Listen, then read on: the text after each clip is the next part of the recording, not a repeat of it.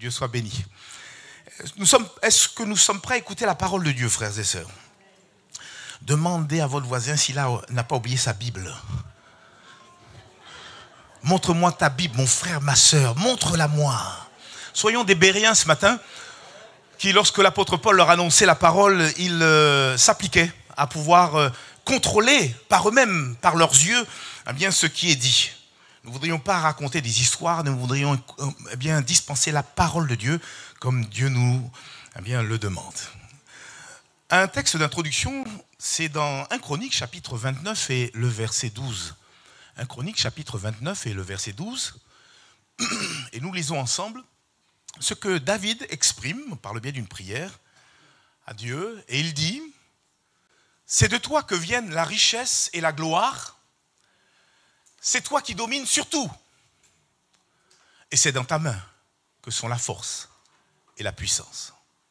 Et c'est ta main qui a le pouvoir d'agrandir et d'affermir toutes choses. Je me permets de répéter cette dernière phrase. Et c'est ta main qui a le pouvoir d'agrandir et d'affermir toutes choses. Ce passage nous rappelle une vérité fondamentale. C'est que dans la main de Dieu se trouve non seulement la force, mais se trouve également la puissance et aussi, surtout, la capacité d'agrandir et d'affermir toutes choses. Et je crois avec vous que Dieu a bien des choses à agrandir dans nos vies. Amen ou pas amen? Vous savez, la vie chrétienne n'est pas une vie qui est appelée à être statique. J'aime à le dire, nous sommes un peuple en marche. Et si à un moment donné, nous nous arrêtons sur le chemin, ce n'est pas bon signe. Nous sommes un peuple en marche et quand nous venons à Christ, ce n'est que le début d'un merveilleux voyage, j'ai envie de dire. Dieu veut nous faire progresser au fur et à mesure de notre marche avec lui.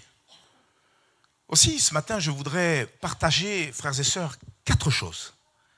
4 choses que Dieu désire agrandir en nous et qui vont contribuer à pouvoir nous faire grandir sur le plan spirituel. Je veux parler ce matin de croissance spirituelle. Qui veut grandir ici en ces lieux? Je pense que nous tous. Il y a quelqu'un même qui a... Eh oui. 4 choses. 4 domaines dans lesquels le Seigneur veut travailler dans nos vies. La première chose que Dieu aimerait agrandir en nous, c'est notre connaissance de sa personne. 1. Deuxième chose, c'est évidemment notre foi. On ne peut pas être chrétien, on ne peut pas se dire croyant sans foi, c'est juste impossible. Troisième chose que Dieu veut agrandir dans nos vies, c'est bel et bien son amour. Qu'il soit débordant, qu'il soit, j'ai envie de dire, contaminant par rapport aux autres. Et puis enfin, 4e et dernière chose que Dieu voudra agrandir, et vous avez compris que la liste n'est pas exhaustive ce matin, mais nous allons nous en arrêter là, notre capacité à porter du fruit. Car si Christ nous a sauvés, c'est aussi pour qu'en retour nous puissions porter du fruit autour de nous. Et ça concerne les grands comme les petits. Avez-vous entendu le don spirituel? Même dans notre blanche vieillesse, nous sommes capables encore et encore de porter du fruit. Alors, je voudrais juste voir ces 4 choses et les passer en revue devant nos yeux et surtout devant nos cœurs. Premièrement, Dieu veut agrandir notre connaissance de qui il est. Et si nous voulons, frères et sœurs, grandir dans la connaissance de notre Dieu qui est trinitaire, si nous voudrions grandir dans la connaissance de Dieu le Père, Dieu le Fils, Dieu le Saint-Esprit, il est important que nous nous nourrissions quotidiennement de la Bible, la parole de Dieu. Ça a été dit en introduction à la parole de Dieu, et c'est également un verset que je place là sur mes notes, que j'ai mis sur mes notes. La Bible compare la parole de Dieu à un lait, mais pas n'importe quel lait, c'est un lait qui est spirituel et un lait qui est pur. C'est pas un lait qui est frelaté. Malheureusement, même dans les réseaux sociaux, il y a du lait qui est frelaté et qui est donné à bon marché. Mais la Bible est source sûre et plus nous la lisons et la méditons, plus nous apprenons à connaître notre Dieu. Regardez ce qu'il est dit dans 1 Pierre chapitre 2 et le verset 2, je vais juste relire ce qui a été dit en introduction, mais j'ai l'impression que le Seigneur veut enfoncer le clou. Il est dit, désirez comme des enfants nouveau-nés, le lait spirituel et pur, afin que par lui, vous croissiez pour le salut. Permettez-moi de relire. Désirez comme des enfants nouveau-nés, le lait spirituel et pur, afin que par lui, vous croissiez pour le salut. Tu veux grandir, mon frère, ma soeur. Tu veux avancer. Peut-être même toi qui viendrais pour les toutes premières fois, toi qui découvres l'évangile. Tu veux grandir, lis la parole de Dieu. J'ai ce souvenir de cet homme extrémiste, musulman, à qui on avait demandé de pouvoir lire la Bible pour chercher quelques erreurs. Et cet homme, c'est lui-même qui raconte, au travers de son témoignage, à force de la lire, a été littéralement transformé, sauvé. Maintenant, eh bien, il sert le Seigneur. La parole de Dieu est une puissance, elle est capable de nous faire croître sur le plan spirituel. Et plus nous allons connaître la parole de Dieu, plus nous allons bien savoir discerner les subtilités de certains faux docteurs ou faux enseignements qui voudraient bien frapper à notre porte et bien nous donner à nous écarter de ce chemin qui est quand même si étroit. Pourtant, et je veux en arriver bien à quelque chose de particulier, Dieu dans sa souveraineté, Dieu peut quelquefois utiliser les circonstances, j'ose rajouter bonnes ou mauvaises, de notre vie pour nous faire grandir dans la connaissance de sa personne. Et l'exemple que j'aime bien utiliser pour bien appuyer ce que je suis en train d'avancer, c'est l'exemple de Job. Et je me pose la question avec vous, n'a-t-il pas appris de Dieu au travers de ce qu'il a vécu ?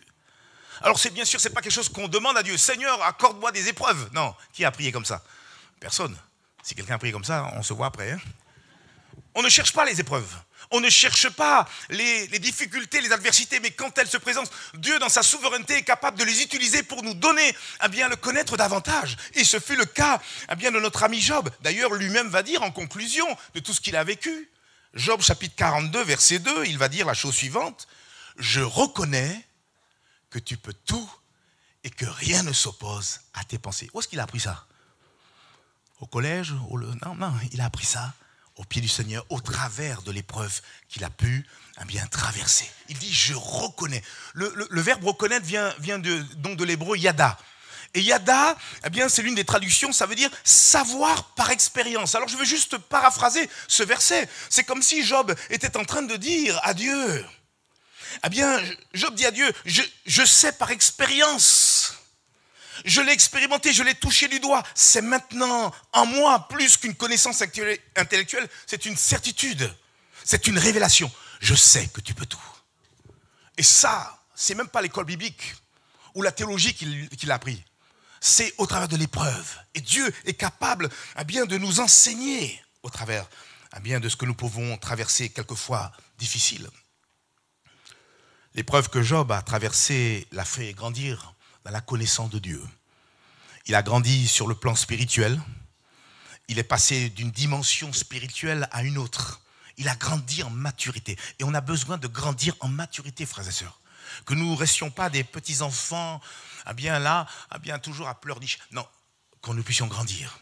Être potentiellement des jeunes hommes, des jeunes filles sur le plan spirituel, même des hommes faits. On a besoin de pères, de mères sur le plan spirituel. Amen ou pas amen, frères et sœurs? Job est passé d'une dimension spirituelle à une autre. Il le dit d'ailleurs. Il le sous-entend en tout cas. Job chapitre 42, verset 5. Il dit, mon oreille avait entendu parler de toi. Ça, c'était l'étape précédente. Mais après ce qu'il a vécu, il dit, mais maintenant, il rentre dans une nouvelle dimension. Mais maintenant, mon œil t'a vu. Et je crois que le Seigneur a besoin d'agrandir aussi notre vision spirituelle de qui est Dieu, notre connaissance de qui il est. Et je voudrais m'adresser peut-être à quelqu'un qui ce matin, malgré ses épreuves, est venu ce matin en ces lieux. L'épreuve que tu es en train de traverser, ne t'inquiète pas, tu ne la traverses pas seul parce que Dieu est avec toi. Et mon frère, ma soeur, si tu traverses des épreuves ou des adversités, certainement, au grand certainement, Dieu désire t'enseigner. Dieu désire certainement t'instruire sur un aspect de sa personne. Ce sera peut-être la toute-puissance de Dieu. Job a vu la toute-puissance de Dieu au travers de ce qu'il a vécu. Mais c'est peut-être autre chose, un autre aspect du caractère de Dieu que tu as besoin de connaître au travers de ce que tu es en train de traverser. C'est peut-être sa fidélité. C'est peut-être sa bonté. Ou encore sa miséricorde. Et on pourrait comme ça rajouter d'autres points. Mon frère, ma soeur, reste confiant. Ne t'alarme pas, Jésus est dans la barque. Et c'est l'essentiel. Il y a un temps où le Seigneur, il permet l'adversité, puis il y a un moment donné où il se lève et il dit stop. Et en un mot, il arrête la tempête. Pourquoi? Parce que, eh bien, au travers de cette épreuve, il a pu t'enseigner quelque chose. Il a pu te transmettre une certaine connaissance, une révélation que tu pouvais, eh bien, seulement et uniquement recevoir au travers de ce que tu es en train de traverser. Alors, sois en paix. Le Seigneur, il est un secours qui ne manque jamais dans la détresse. Voilà ce que dit la parole de Dieu. Et moi, je m'en tiens à la parole de Dieu avec vous. Par contre, mon frère, ma soeur, apprends de Dieu. Apprends. Au travers de ce que tu vis, apprends. Pose même la question, Seigneur, qu'est-ce que tu veux m'apprendre au travers de ce que je suis en train de vivre? Tu vois les larmes qui coulent, tu vois que ça perdure. Seigneur, qu'est-ce que je dois apprendre? Apprends, mon frère, apprends, afin que tu grandisses sur le plan spirituel. Amen. Seigneur, aide-nous à grandir en connaissance. Deuxième point, c'est Dieu veut aussi agrandir notre foi. Et là, j'utilise juste bien la prière qu'a formulée bien les apôtres du Seigneur. Dans Luc chapitre 17 et le verset 5, les apôtres dirent au Seigneur, augmente-nous la foi. La foi, elle est appelée à grandir. On le sait, la foi est essentielle dans la vie chrétienne. Elle nous permet de recevoir bien de la part de Dieu ses dons et ses grâces. Mais la foi est aussi capable de nous faire expérimenter l'impossible. Rappelez-vous le témoignage que j'ai donné la dernière fois. La foi nous permet de toucher Dieu et de voir le miracle s'accomplir dans nos vies et autour de nous. Mais nous le savons, la foi vient de l'écoute de la parole de Dieu. D'où l'importance de savoir de quelle manière nous écoutons. Comment tu écoutes ce matin? C'est pour ça que ce moment il est tellement solennel. Le diable peut-être même va nous laisser chanter et prendre la sainte scène. Mais quand il arrive le moment où Dieu nous parle, par l'instrument qu'il utilise, ça peut être même un jour un enfant, le Seigneur regarde de quelle manière nous écoutons. Prends garde, a dit Jésus, à la manière dont tu écoutes. Et c'est bizarre, c'est dans ce moment-là, on est distrait. On pense à la soupe ou au poulet, on pense à nos soucis. Et l'ennemi, d'une manière subtile, essaie de nous détourner, nous empêcher de recevoir de la part de Dieu. La foi vient de ce qu'on entend. Et ce qu'on entend vient de la parole de Dieu. Mais la foi, comment elle grandit? On pourrait se poser la question, comment, d'une manière effective, elle grandit? Mais la foi, elle grandit surtout lorsqu'elle est mise en pratique. C'est pas plus compliqué que ça. La foi peut être comparée à un muscle. Moi, mon médecin m'a dit, il faut que tu fasses du sport, Joël. À un moment donné, j'ai grandi en hauteur, mais là, j'ai grandi en largeur. Donc j'ai besoin de faire du sport. Donc il faut muscler tout ça, il faut perdre la graisse, mais aussi surtout muscler voilà, tous ses membres. Mais c'est pareil. La foi, c'est un muscle. Et plus nous exerçons notre foi, et puis quoi? Eh bien, elle se renforce. Alors, Joël, sois encore plus concret. Oui, je vais être plus concret. Comment muscler notre foi? Eh bien, nous musclons notre foi déjà par nos paroles. Vous savez que chanter, c'est une option? Vous pensez que c'est une option? C'est un acte de piété, certes, mais même le fait de chanter, c'est un acte de foi. Je fais agir ma foi. Si je ne crois pas à ce que je chante, eh bien, c'est ridicule. Mais je chante parce que je crois. Amen ou pas amen? Mais, autre exemple, le fait de venir à l'église est un acte de foi. Ah bon? Ah bon? C'est aussi un acte de piété, mais c'est un acte de foi. Si je ne crois pas, je ne viendrai pas. Surtout régulièrement. Le fait de prier est un acte de foi. Oh, la semaine dernière, on était avec un jeune, avec Jean-Yves, et puis, à un moment donné, il nous avouait qu'il avait du mal à pouvoir élever la voix. Et il pensait qu'il allait esquiver la prière. Et on lui a dit, non, tu vas apprendre. Tu vas exercer eh bien, ta foi en ouvrant la bouche et en priant. Et il l'a fait. Et je suis sûr qu'il a découvert eh bien, que c'est accessible à tous. La prière est le moyen pour connecter avec Dieu. Et la prière même est accessible aux incroyants. Ô toi qui écoutes la prière des hommes, dit l'un des psaumes. C'est un moyen pour connecter à Dieu. Ne vous laissez pas mentir. Tout le monde peut arriver à élever la voix et prier. Ah, j'ai pas beaucoup entendu d'amen. Hein. Oui. Regardez ce que l'apôtre Paul dit. Moi, j'aime beaucoup ce passage dans 2 Corinthiens, chapitre 4 et le verset 13. Et comme nous avons le même esprit de foi, qui est exprimé dans cette parole de l'Écriture. J'ai cru, c'est pourquoi j'ai parlé. Vous avez vu la relation de cause à effet? J'ai cru, c'est pourquoi j'ai parlé. Nous aussi, nous croyons, et c'est pour cela que nous parlons. Si vous avez la foi, votre bouche s'ouvrira et vous proclamerez bien, le nom de notre Seigneur Jésus-Christ. À lui soit toute la gloire. Notre foi en Dieu doit se manifester par des actes concrets qui, à leur tour, vont développer bien sûr notre foi, mais aussi la rendre efficace et puissante. Je prie Dieu que le bon témoignage que rendait l'église de Thessalonique soit aussi le nôtre ce matin. 2 Thessaloniciens chapitre 1 verset 3, regardez ce qu'il est dit de cette église de Thessalonique.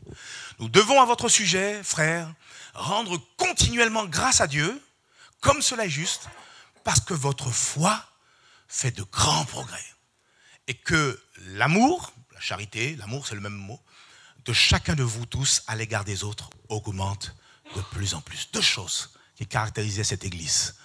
Une foi qui faisait d'énormes progrès. Et je voudrais que ça soit le cas de l'église d'Istres.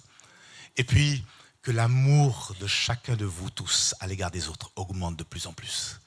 Quelle belle introduction pour entrer dans ce 3e point. Si Dieu veut augmenter notre connaissance de qui il est, si Dieu veut également augmenter notre foi, il veut aussi augmenter ou agrandir en nous son amour. Philippiens chapitre 1 et le verset 9 nous dit la chose suivante. Et ce que je demande dans mes prières, c'est que votre amour augmente de plus en plus en connaissance et en intelligence. On ne veut pas aimer n'importe comment, on ne veut pas aimer sous le coup sentimental, sans réflexion, sans réfléchir. On veut aimer intelligemment. On veut aimer comme le Seigneur le désire. Nous avons tous besoin de voir notre amour grandir, non seulement en qualité, mais aussi en quantité. D'autant plus que l'amour, vous le savez, c'est, me semble-t-il, le signe distinctif d'un véritable disciple de Jésus. Où c'est écrit ça? Jean chapitre 13 et le verset 35, Jésus qui parle, c'est lui qui dit: à ceci tous connaîtront que vous êtes mes disciples, si vous avez de l'amour les uns pour les autres. Avons-nous de l'amour les uns pour les autres? Regardez juste un petit coup d'œil ou de coin de l'œil votre voisin. Est-ce que vous l'aimez réellement? Moi, c'était l'une des expériences que j'ai vécues lorsque je me suis converti, et mieux encore lorsque je suis passé par l'eau du baptême. Je voulais embrasser tout le monde. Claude, il faut le vivre pour l'expérimenter. Je voulais embrasser tout le monde. J'aimais tout le monde. Les bons comme les méchants. Et je ne pouvais pas comprendre ces choses. On ne peut pas comprendre, on ne peut que l'expérimenter. C'est l'amour de Dieu qui vient et qui nous envahit. Et qui nous donne à aimer même celui qui n'est pas aimable. Oh Seigneur, fais-nous grâce. Frères et sœurs, que jamais notre amour soit sélectif. Écoutez bien. Que jamais notre amour soit discriminatoire. Que jamais notre amour soit sujet au favoritisme. Mais que nous sachions aimer comme Dieu a aimé. C'est ça qui est important. Moi, mon modèle, je ne le trouve pas d'une manière horizontale dans le monde. Mon modèle, il faut que je lève les yeux humblement et regarder à Dieu, mon Père céleste. Mais regardez à celui qui est venu nous laisser un modèle ici-bas en marchant parmi les hommes. C'est Jésus. Quand on lit les évangiles, on voit que Jésus nous a manifesté un amour qui vient d'en haut.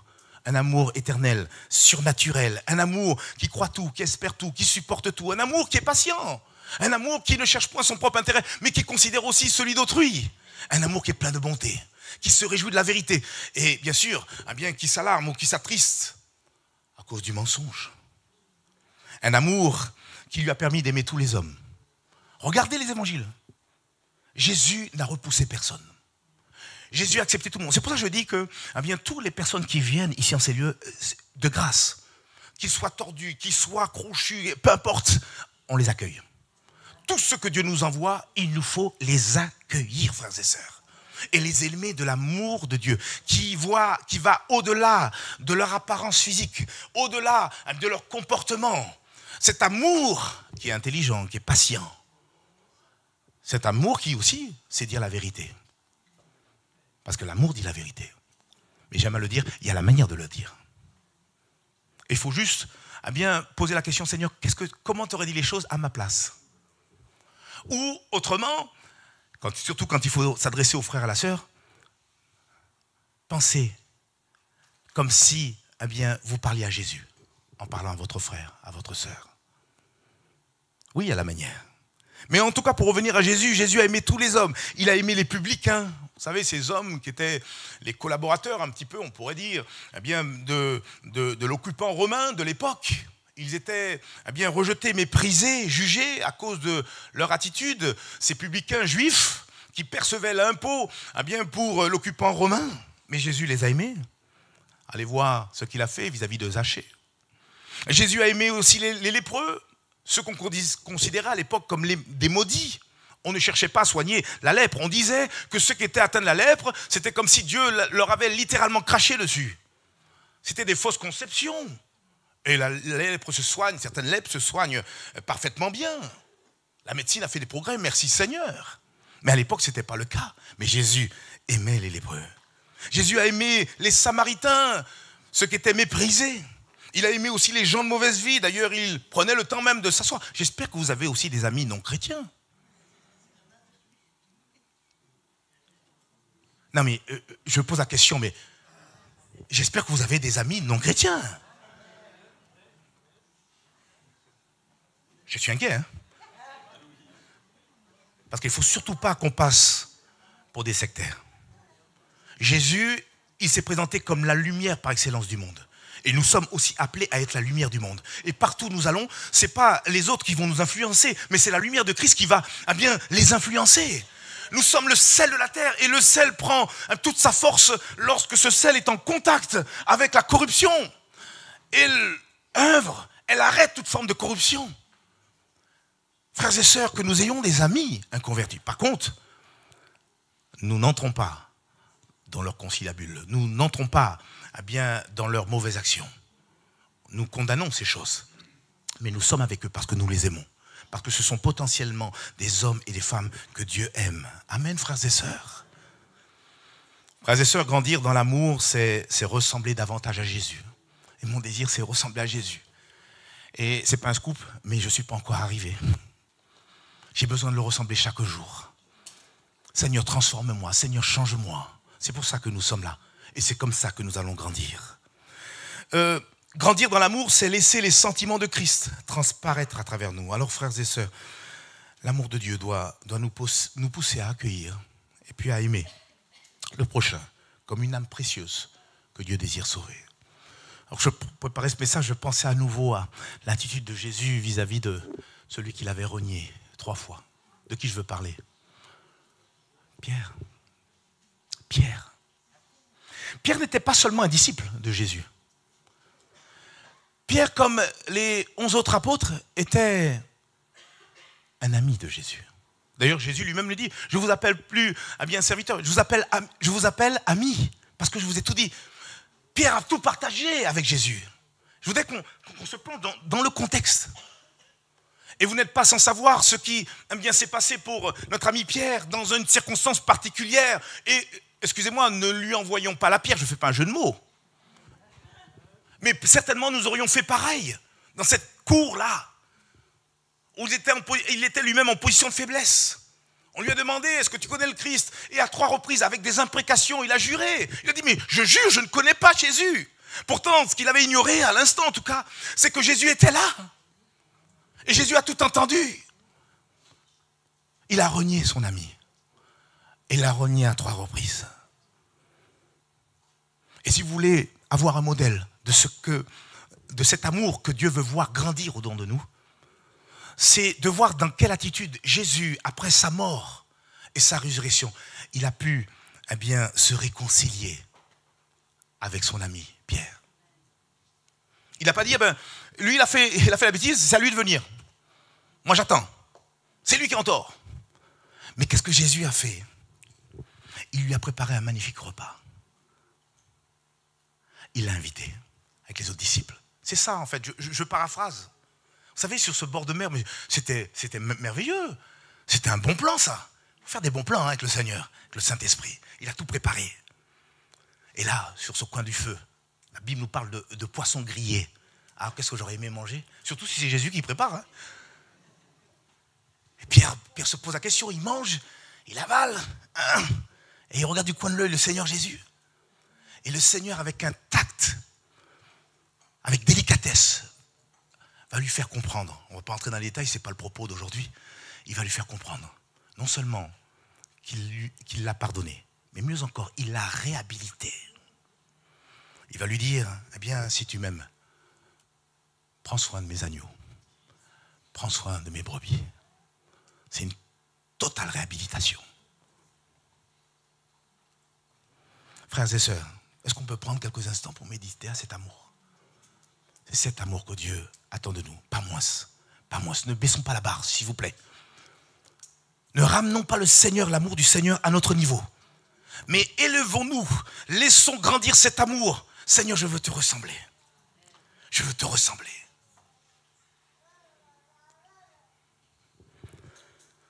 Jésus n'a pas dit, bon écoute, je te pardonne, mais maintenant je ne veux plus te voir.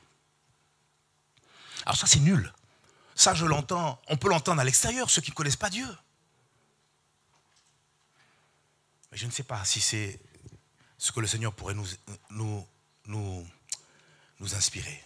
Alors ne me faites pas dire ce que je n'ai pas dit, il y a des circonstances où effectivement on accorde le pardon, mais la situation est telle où la personne est tellement toxique qu'on prend une distance. Mais ça n'a rien à voir avec ce genre de paroles, surtout quand ça concerne un chrétien, une chrétienne, ton frère, ta sœur. Dire, bon, j'écoute, je te pardonne, mais maintenant, je ne veux plus te voir, ou maintenant, chacun trace son chemin, tu vas à droite, moi je vais à gauche. Je ne suis pas convaincu que c'est l'amour auquel Dieu nous appelle à manifester. Non, Jésus a choisi d'aimer et de pardonner. Frères et sœurs, voici un exemple d'amour que Dieu veut que nous pratiquions. Plus nous permettrons au Saint-Esprit de nous remplir de l'amour divin, et plus nous deviendrons, frères et sœurs, écoutez-moi bien, des instruments de paix et aussi des instruments de réconciliation dans un monde marqué par la haine. À un moment donné où je suis en extase, c'est quand Dieu m'utilise pour aider à la réconciliation. Et quand il n'y a pas cette réconciliation, je suis attristé. Et je crois que le cœur de Dieu est attristé. On a besoin de s'aimer les uns les autres. Si nous ne sommes pas capables de nous aimer, ne demandons pas aux inconvertis de pouvoir s'aimer ou de connaître l'amour du Seigneur. Tu n'es pas toi-même un exemple. Mais je crois que si nous sommes là, c'est qu'on veut aussi voir cet amour grandir dans nos cœurs. Alors Seigneur, aide-nous à nous aimer les uns les autres. Amen, frères et sœurs. Demandons à Dieu qu'il fasse grandir son amour en nous et parmi nous. Regardez ce qu'il est dit dans 1 Thessaloniciens, chapitre 3, verset 12. Que le Seigneur augmente de plus en plus parmi vous et à l'égard de tous cet amour que nous avons nous-mêmes pour vous. C'est ma prière, c'est notre prière. Alléluia, pour notre église que nous aimons, notre église du Rouquier. Je termine, j'ai parlé de 4 choses. Ça va? On peut continuer un petit peu? Seigneur, augmente notre connaissance de qui tu es, augmente notre foi, augmente notre amour. Et enfin, Seigneur, augmente notre capacité à porter du fruit. Jésus a dit la chose suivante, Jean chapitre 15 et le verset 5. Jésus dit, je suis le cep, vous êtes les sarments. Celui qui demeure en moi et en qui je demeure porte beaucoup de fruits. Car sans moi, vous ne pouvez absolument rien faire. Jean chapitre 15 et le verset 5. Les paroles que Jésus exprime sont claires. Si nous voulons porter du fruit, frères et sœurs, nous avons intérêt à rester attachés, à rester ancrés à ce que nous puissions demeurer en Christ. Christ qui est le cep. Et nous sommes quoi? Nous sommes les sarments au travers duquel le Seigneur veut nous donner à porter du fruit. Alors quelqu'un pourrait me dire, mais c'est quoi? En quoi consiste porter du fruit? Porter du fruit consiste à refléter le caractère de Christ. Que les gens voient Jésus quand ils nous voient vivre. C'est possible, hein? C'est pourquoi les gens commençaient, d'ailleurs depuis l'Église primitive, à appeler les disciples de Jésus chrétiens, parce qu'au final, même s'ils le disaient d'un ton ironique, au final, ils reconnaissaient Christ, le caractère de Christ au travers d'eux. Et je crois que c'est pareil. Plaise à Dieu qu'on vous appelle Jésus, hein. C'est bon signe. Hein. Si on vous appelle Jésus, c'est bon signe. Hein. Eh oui, c'est que vous reflétez quelque part le caractère de Jésus. Porter du fruit consiste à manifester les fruits de l'esprit, que vous connaissez, Galates 5, verset 22. Porter du fruit consiste à marcher dans la sainteté, marcher bien dans la justice de Dieu, pratiquer la justice de Dieu. Porter du fruit consiste à marcher sur le chemin de la lumière. Nous sommes des gens de la lumière, pas des ténèbres. Et porter du fruit consiste aussi à marcher dans la vérité, dans la droiture. Porter du fruit consiste à accomplir les œuvres que Dieu a préparées d'avance pour chacun d'entre nous. C'est ça, porter du fruit. Porter du fruit, c'est aussi bien travailler au salut des âmes. On a besoin de considérer toutes ces choses et porter beaucoup de fruits. Vous savez, un jour, on comparaîtra devant le Seigneur, vous le savez. La Bible nous parle dans l'Épître aux Corinthiens que nous devrons comparaître devant le tribunal de Christ. Non pas pour remettre en cause notre salut, mais pour recevoir les récompenses que Dieu veut nous accorder. Mais encore faut-il que nous présentions les fruits que Dieu a préparés d'avance pour nous, pour que nous puissions les pratiquer. Rendez-vous compte, j'arrive devant le Seigneur, devant son trône, devant les anges, et je montre des poches vides. Que Dieu me garde. Que Dieu me garde de cette confusion. Alors bien sûr, je serai sauvé, mais comme au travers du feu, nous dit la parole de Dieu.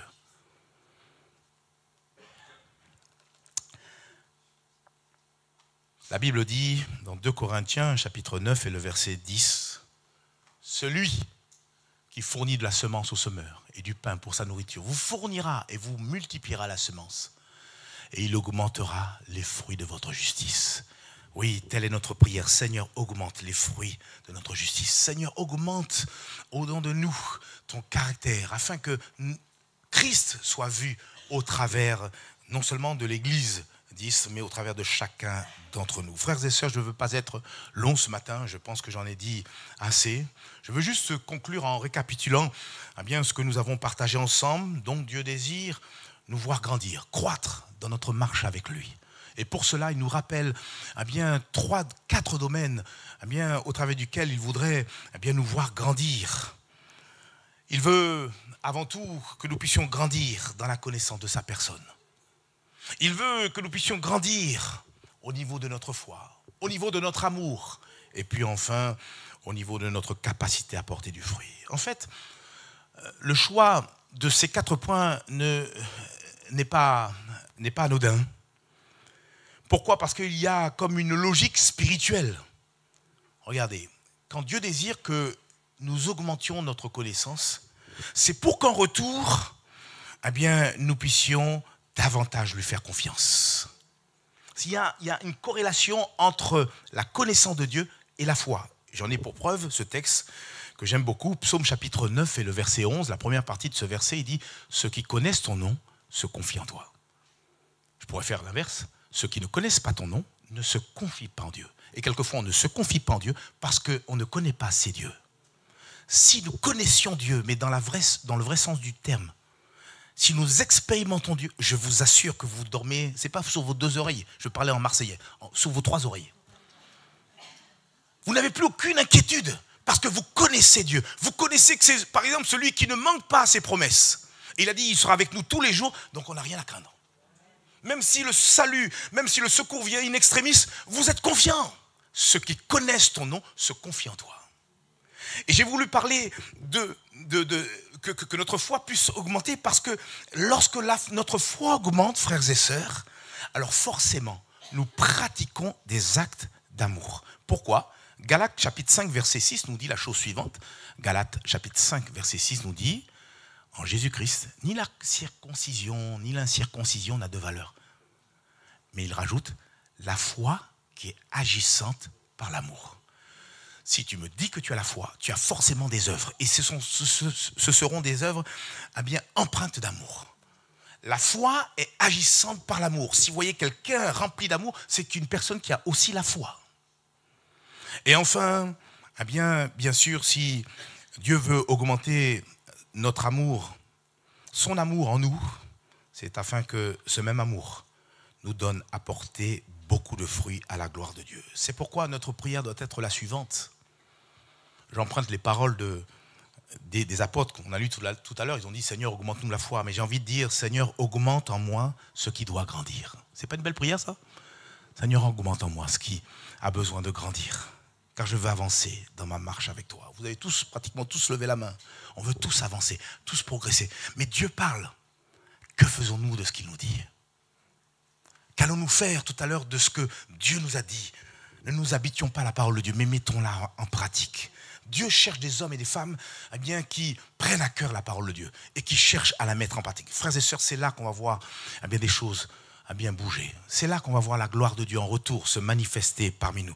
Alors à nous de laisser le Seigneur travailler, faire son œuvre par le Saint-Esprit dans nos vies, afin que toutes ces choses que nous avons citées puissent grandir au-dedans de nous. La Bible dit, Philippiens chapitre 1, verset 6, et on va terminer par cela.